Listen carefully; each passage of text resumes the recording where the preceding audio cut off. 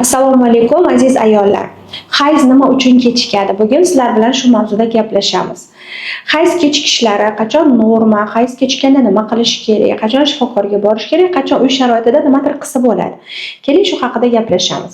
Men akushер-ginekolog shifokor Feruza Nimatjanova 11 yillik tajribaga egaman va YouTube profilimda mana shunaqangi foydali ma'lumotlarni berib boraman. Davolash usullarini ko'rsataman.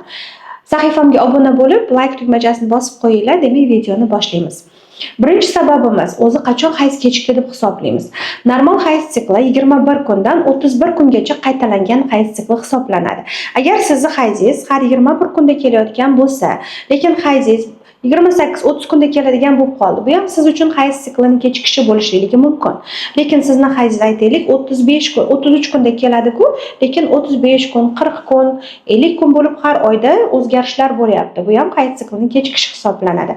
Demak, agar sizda hayz siklingiz 2 kun, 3 kun orqaga yoki oldiga siljisa, bundan juda ham kuchli xavotir olishimiz kerak emas, lekin muntazam har oyda bir hafta, 10 kun ana shunaqangi bo'lib suriladigan bo'lsa, demak bu normal sikl hisoblanmaydi. Ko'pincha bu holat anovulyator sikl hisoblanadi. Ya'ni har oyda ovulyatsiya sodir bo'lmaydi.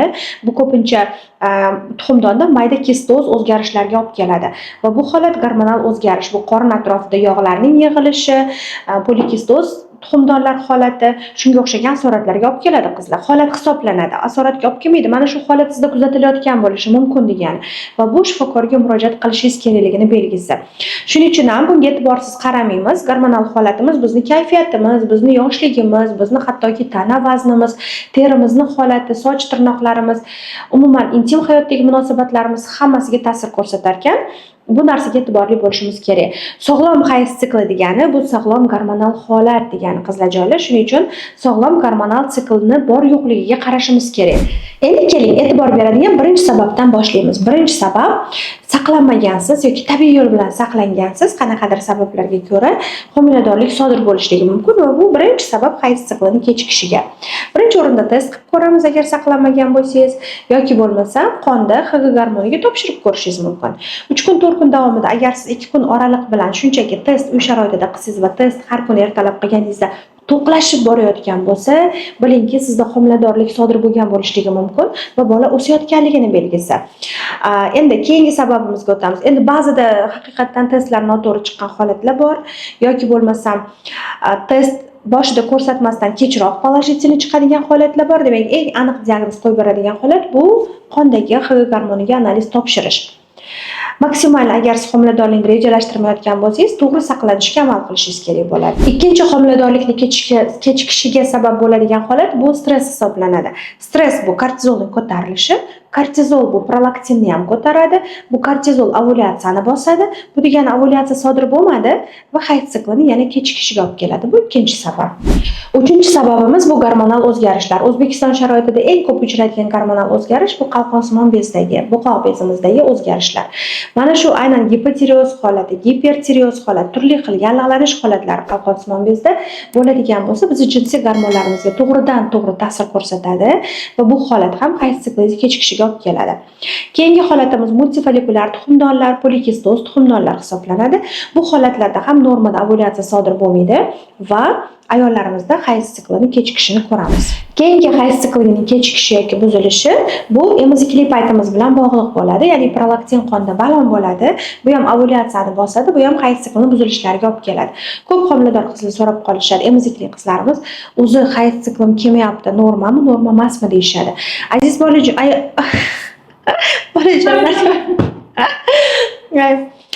aziz ayollar, hayz siklingiz agar vaqtida kelmayotgan bo'lsa, emizikli vaqtingizda e'tibor bering. Birinchi qoida, bolachingiz yaxshi yemayotgan bo'lsa, kechasi yaxshi yemayotgan bo'lsa, hayz kelmasligi holati norma. 1 yoshgacha hayzingiz kelmayotgan bo'lsa, bu norma. 1 yoshdan keyin ham hayzingiz kelmagan bo'lsa, ginekologga chiqasiz, bitta UZI qildirasiz va hayzingiz qachon kelishini aniqlashtirib olasiz. Balki kista holati bo'lishi mumkin, har xil holatlar bo'lishligi mumkin, shuni istisno qilib qo'yish kerak bo'ladi. Agar sizda 1 yoshga kirdi bolachingiz, lekin hali ham hayzingiz kelmayapti, ginekologga chiqdingiz, UZI qildirdingiz, hammasi joyida bo'lsa, bunda ham xavotir olmang. Chunki statistika bo'yicha taxminan 5-10% ayollarda bolachasi 2 yoshga kirguncha hayzi ko'rmaslik holatlari uchraydi. Va bu ham normal holat hisoblanadi. Faqat 1 yoshda bitta diagnostikani o'tib olishingiz kerak. Endi Aytganimizdek, bu nima bilan bog'liq? Bu bola-changizni ko'p emizishingiz, kechalari ko'p turib emizishingiz bola-changiz va bu har doim prolaktinning qonda baland bo'lishi va hayz siklini kelmasligi yoki kechikib kelishi bilan bog'liq bo'ladi. Endi hayz sikli odatda qizlarimizda 6 oy 8 oylikdan boshlanadi. Bu juda ham ko'p qizlarimizda bolachasi 6-8 oylik bo'lganda va sekin normaga tushib ketadi. Sikl tiklanishi boshlaydi. Lekin boshlanishida bunda ham har oyda kelmasligi mumkin qizlar. Bir hafta kechikish mumkin, 2 hafta kechikish mumkin yoki bir oy emas, 2 oyda hayz ko'rishingiz mumkin. Emizikli ayollar uchun bunday hayz siklining buzilishi bu normal holat. Bu ham sizning kayfiyatingiz, stresslaringiz, bolangiz emish holatlari mana shular bilan bog'liq bo'ladi. Bu narsaga demak bilib qo'yishimiz juda ham foydali. Keyingi sababimiz vaznimiz bilan bog'liq. Agar siz qattiq dieta qilgan bo'lsangiz, birdan vazn tashlagan bo'lsangiz yoki birdan semirib ketgan bo'lsangiz, vaznimizning holati gormonal holatimizga juda ham kuchli ta'sir ko'rsatadi. Bunda ham hayz kechikishi mumkin. Bu holatlarda albatta ginekolog bilan maslahatlashing, tana vaznini normaga olib kelishimiz uchun. Kuchli dietalar birdaniga kamqonlikka, ferritinni tushib ketishiga, qondagi oqsil miqdorini pastlab ketishiga olib keladi va bu holat ham normal hayz siklini buzilishiga olib keladi. Bizda qabulimda shunaqa qizimiz bo'lganlar, birdan vez tashlaganlaridan keyin hayz siklarida o'zgarish paydo bo'lgan, qalqonsimon bezlarida tugunchalar paydo bo'lgan, ko'krak bezlarida tugunlar paydo bo'lgan.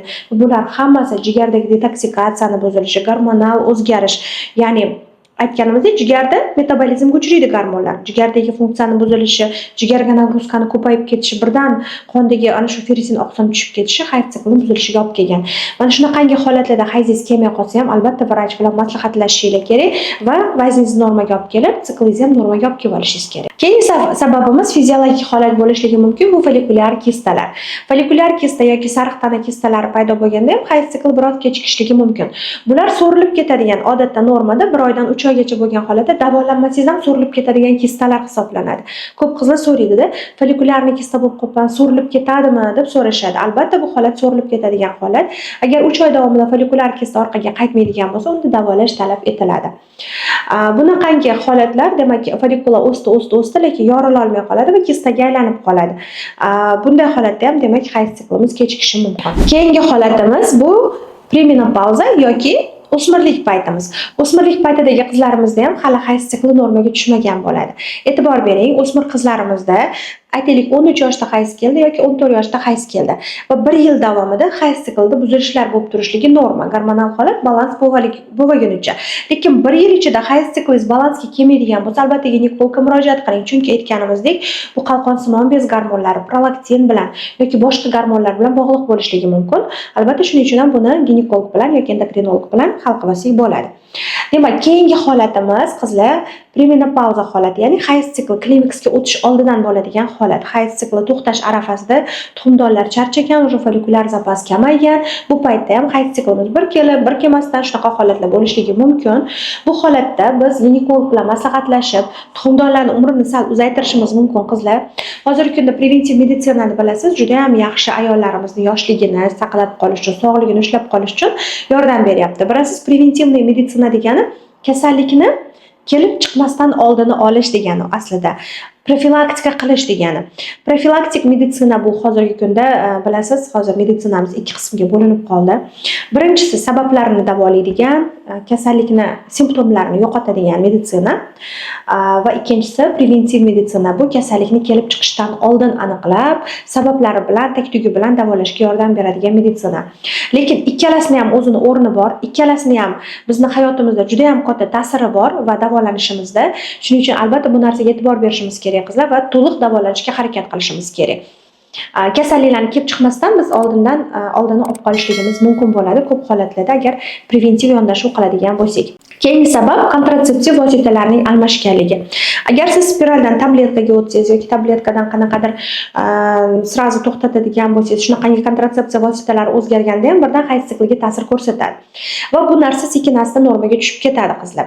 Keyingi narsa bo'lishligi mumkin, bu sizni tezkor kontratsepsiya tabletkasini ichganligingiz. Masalan, SKPL prosta saqlanmagan homiladorlikda, tasodifiy homiladorlik saqlanmasdan jinsiy yaqinlik bo'lganda SKPL ichiladi va buni agar ko'p marta ishlatadigan bo'lsangiz yoki o'sha tabletka ishlatilgan paytda hayz sikliga ta'sir ko'rsatishi mumkin, hayzingiz kechikishligi mumkin. Yoki kontratseptiv vositalarni noto'g'ri qabul qilishimiz yoki bo'lmasam qanaqadir muammo bo'ladigan bo'lsa, kontratsepsiya dorilarni vaqtida ayniqsa muammo bo'ladigan bo'lsa, noto'g'ri tanlangan bo'lsa dozirovkasi, noto'g'ri insonga berilgan bo'lsa yokida noto'g'ri ayol uchun tanlov qilindi. Bunaqa paytlarda ham hayz siklida o'zgarishlar bo'ladi qizlar. To'g'ri mutaxassis bilan sog'lig'ingizni saqlashga harakat qiling qizlarjonlar. Aytganimizdek tuxumdonlar bizni hayz siklimizni normada bo'lishi, bizni kayfiyatimizga, bizda og'riqsiz hayz kelishiga, hayz siklimizni juda ko'payib ketmasligiga, sog'lom bo'lishiga juda ham katta sabab bo'ladi qizlar. Agar siklingizda o'zgarishlar paydo bo'ladigan bo'lsa, albatta shifokor bilan maslahatlashing. Uyda o'zboshimchalik bilan lecheniya qilish, o'zboshimchalik bilan qanaqadir gormon preparatlar qabul qilish bu sizda jiddiy muammolarga olib kelishligi mumkin. Bitta narsani aytmoqchiman qizlar, xalq tabobati bor narsa, xalq tabobatida davolanish bor narsa, lekin o'zini vaqti bo'ladi hamma narsani. Qizlarimiz kelishadi, mana shu tabibda davolandim, qon ko'paytiradigan preparatlar oldim, nimadirlar oldim. Yaxshi ta'sir ko'rsatmayapti, effektini sezmayapman deyishadi. Ba'zida sezyapman deyishadi. Bu nima degani? Kimgadir haqiqatdan u preparat ishlaydi, kimdadir umuman ishlamaydi degani. Va bu narsani har doim birinchi o'rinda to'g'ri vrach bilan maslahatlashib olib, shuni qabul qilsam to'g'ri keladimi deb so'ranglar. Sizda aytaylik chuqur darajada anemiya bor, 3-stependa anemiyangiz bor, hayz siklingiz buzilyapti yoki juda ham kuchli insuliningiz ko'tarilib ketgan, nimadir holatlar bor, gormonal o'zgarishlar bor, gipotireoz bor. Aytaylik, mana shu paytda siz agar tabiblar bilan vaqtingizni, pulingizni, umringizni o'tkazadigan bo'lsangiz, davolana olmaysiz. Lekin siz bir tomondan vrach bilan korreksiya qiladigan bo'lsangiz, juda ham katta natijaga erishishingiz mumkin, tez natijaga yetib borishingiz mumkin-da. Agar aytaylik 3-darajali kamqonlik bo'lsa, sizga shunchaki ichiladigan dori vositalar umuman foyda bermaydi. Bunaqa paytda IV terapiya, ya'ni kapelnitsalar bilan venaga olinadigan dorilar bilan lecheniya qilsangiz, tez natijaga chiqasiz. U yog'iga podдержка uchun boshqa preparatlarni ichishingiz mumkin. Shuning uchun qizlarjonlar, biz xalq tabobatiga ham qarshi emasmiz, tibbiy meditsinaga ham qarshi emasmiz. Hamma narsani o'zini o'rni bor, vaqti bor. Faqat to'g'ri davolanishingizni tarafdorimiz. O'ylaymanki, video siz uchun foydali bo'ladi.